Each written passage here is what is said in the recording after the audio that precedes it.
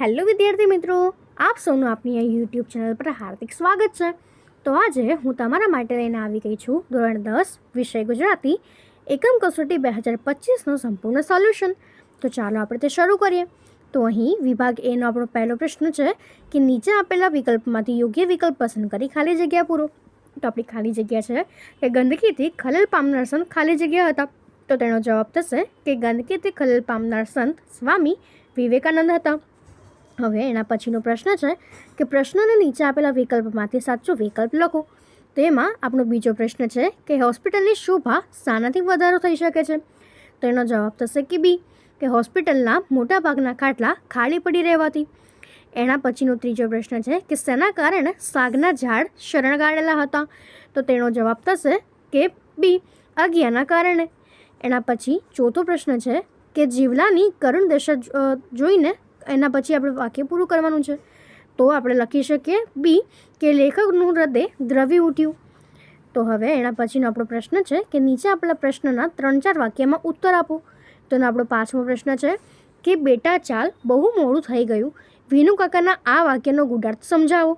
તો એનો જવાબ થશે કે બેટા ચાલ બહુ મોડું થઈ ગયું, વિનુ કાકા આ વાક્ય ગુડાર્થમાં બોલ્યા છે. સૌરભ ભણી ગણીને અમેરિકામાં ડૉક્ટર થયો, ભૌતિક સમૃદ્ધિ તેણે મેળવી, પણ તેની પાસે માતા પિતા માટે સમય ફાળવવા જેટલી આંતરિક સમૃદ્ધિ નથી. સૌરભને ઉમદા માણસ બનાવવામાં અને સંસ્કાર આપવામાં મોડું થઈ ગયું, તેથી ઊંડા દુઃખ સાથે તેમણે આમ કહ્યું. એના પછીનો છઠ્ઠો પ્રશ્ન છે કે મનીષાએ નિર્ભયતાનો ગુણ કેવી રીતે કેળવ્યો. તો એનો જવાબ થશે કે મનીષાએ નિર્ભયતાનો ગુણ ચિંતાઓ અને ડરને દૂર કરીને ધૈર્ય અને શ્રદ્ધા સાથે ચડાવેલા મુશ્કેલીઓનો સામનો કરીને કેળવ્યો. તેણે પરિસ્થિતિઓનો સામનો કરવાની હિંમત દાખવી અને પોતાના વિચાર અને કાર્યમાં નિર્ભય બની રહેલા દુષ્કર્મોને પણ સાચવ્યા. એના પછીનો આપણો પ્રશ્ન છે કે નીચે આપેલા પ્રશ્નોના 10-12 વાક્યમાં મુદ્દાસર ઉત્તર લખો. તો એમાં આપણો 7મો પ્રશ્ન છે છત્રી ન ખોવાય એ માટે લેખકને કેવી સલાહો મળી. તો એનો જવાબ થશે કે છત્રી ન ખોવાય એ માટે લેખકને આ સલાહો મળી. એમાં પહેલી છે કે લેખકે ગળામાં માળાની જેમ મોટી દોરી રાખવી, એ દોરી સાથે છત્રીને બાંધી દેવી. છત્રી ખુલે એટલે મોટી દોરી રાખવી. વરસાદમાં ભીની થયેલી છત્રીથી શર્ટ ભીનું ન થાય એ માટે ઉપરના આ ભાગને ઓછાળ વીંટી રાખવું. એના પછીનો બીજો પ્રશ્ન છે કે લેખકને છત્રી સાચવવા પોતાની સાથે ફરે એવો પગારદાર માણસ રાખવો. કેટલાક લોકો ભર જવાનું હોય તેટલા વખતે પૂરતો ડ્રાઈવર રાખે છે, તેમ તેઓ આવો 2-3 કલાક પૂરતો પગારદાર માણસ રાખી શકે. ત્રીજું, તેમને ચતુર્માસ દરમિયાન ઘરે જ રહેવું, એકટાણા કરવું અને પ્રભુ ભજન કર્યા કરવું. આથી છત્રી ખરીદવી જ નહીં પડે, એટલે છત્રી ખોવાનો પ્રશ્ન જ ના રહે. અને એના પછીની ચોથી સલાહ છે કે તેમને છત્રી ઉપર પોતાનું નામ સરનામું લખવું કે જેનાથી કોઈને જડે તો પોસ્ટકાર્ડ લખીને તેમને જાણ કરી શકે. તો હવે એના પછીનો આપણો વિભાગ છે અને એનો પ્રશ્ન છે કે આપેલા વિકલ્પમાંથી યોગ્ય વિકલ્પ પસંદ કરીને ખાલી જગ્યા પૂરો. તેમાં આપણી પહેલી ખાલી જગ્યા છે કે નરસિંહ મહેતાના પદ ખાલી જગ્યા તરીકે જાણીતા છે. તો તેનો જવાબ થશે કે નરસિંહ મહેતાના પદ પ્રભાતિયા તરીકે જાણીતા છે. બીજું છે કે પાતાળમાં ખાલી જગ્યા પરખાય છે. તો તેનો જવાબ થશે કે પાતાળમાં હરિહર પરખાય છે. ત્રીજું છે કે વતનથી વિદાય થતા કવિ વતન પ્રત્યેનો ખાલી જગ્યા અનુભવે છે. તો વતન પ્રત્યેનો તલસાટ અનુભવે છે. તો હવે એના પછીનો પ્રશ્ન છે કે પ્રશ્નને નીચે આપેલા વિકલ્પમાંથી સાચો વિકલ્પ લખો. તો એમાં આપણો ચોથો જે વિકલ્પ છે તે છે કે શીલવંત સાધુનો શબ્દાર્થ. તો આપણે લખી શકીએ કે એ ચારિત્ર્યવાન સાધુ. એના પછીનો પ્રશ્ન છે નીચે આપેલા પ્રશ્નોને એક વાક્યમાં ઉત્તર આપો.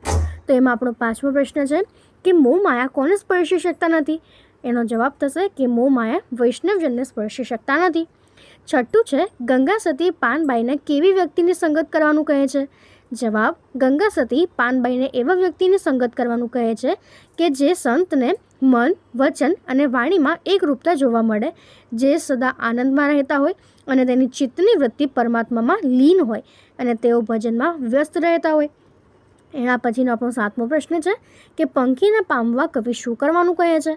જવાબ, પંખીને પામવા કવિ પંખીના ગીતને સાંભળવાનું કહે છે. હવે એના પછીનો પ્રશ્ન છે કે નીચે આપેલા પ્રશ્નના 3-4 વાક્યમાં ઉત્તર આપો. તેમાં આપણો 8મો પ્રશ્ન છે કે સત્યના આયુધની કઈ વિશેષતા છે. જવાબ, કવિએ ગાંધીજીના સત્યને આયુધ એટલે કે શસ્ત્ર કહ્યું છે. વિશ્વમાં અનેક યુદ્ધો જાતના આયુધોથી લડ્યા છે. અને ભવિષ્યમાં પણ લડાશે. પરંતુ આ સત્યરૂપી આયુધની વિશેષતા એ છે કે ગાંધીજીએ એનાથી બ્રિટિશરોને ધ્રુજાવ્યા હતા અને ભારતને આ સત્યરૂપી આયુધને કારણે સ્વતંત્રતા મળી હતી. વિશ્વના ઇતિહાસમાં આ એક અનોખી ઘટના છે. એના પછીનો 9મો પ્રશ્ન છે કે જળમાં કોનું તેજ રેલાઈ રહ્યું છે? જવાબ: કૃષ્ણના મતે ચંદ્રના કિરણોનું તેજ જળમાં રેલાય છે અને પાતાળમાં હરિવર દેખાય છે. હવે એના પછીનો પ્રશ્ન છે કે નીચે આપેલા પ્રશ્નના 10-12 વાક્યમાં મુદ્દાસર ઉત્તર લખો. તો એનો આપણો 10મો પ્રશ્ન છે, દીકરી ગઝલ દ્વારા પિતા તરીકે કવિએ દીકરી પ્રત્યેના મનોભાવો કઈ રીતે વ્યક્ત કાર્ય છે? તો એના લખી શકાય કે દીકરી ગઝલમાં કવિએ દીકરીના ગૌરવ અને ગુણોને મૂલવ્યા છે. કવિએ સ્વર્ગની એક દેવીમાં દીકરીની ઝલક દેખાઈ છે.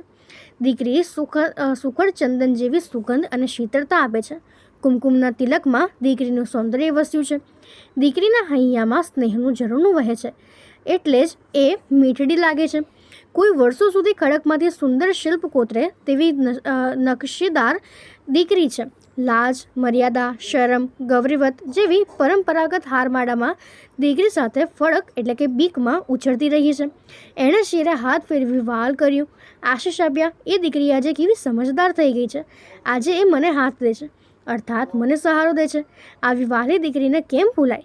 જ્યારે શરણાઈના સૂર સાંભળું છું ત્યારે સગા સંબંધીઓની ભીડમાં પણ મારી આંખો ભીની તરહી જાય છે અને એ ભીની પલકમાં મારી દીકરી જ મને પ્રત્યક્ષ દેખાય છે. આમ વહાલી અને મીઠડી દીકરીના ગૌરવભર્યા સ્થાન અને માન હંમેશા પિતાના હૃદયમાં રહેવાના. તો અહીં આપણી આ ગુજરાતીની જે એકમ કસોટી છે પૂર્ણ થાય છે. જો તમને આમાં કોઈ પણ ડાઉટ હોય તો કોમેન્ટ સેક્શનમાં જરૂરથી જણાવજો અને આપણી ચેનલને લાઇક, શેર અને સબસ્ક્રાઈબ જરૂરથી કરી દેજો. Thank you.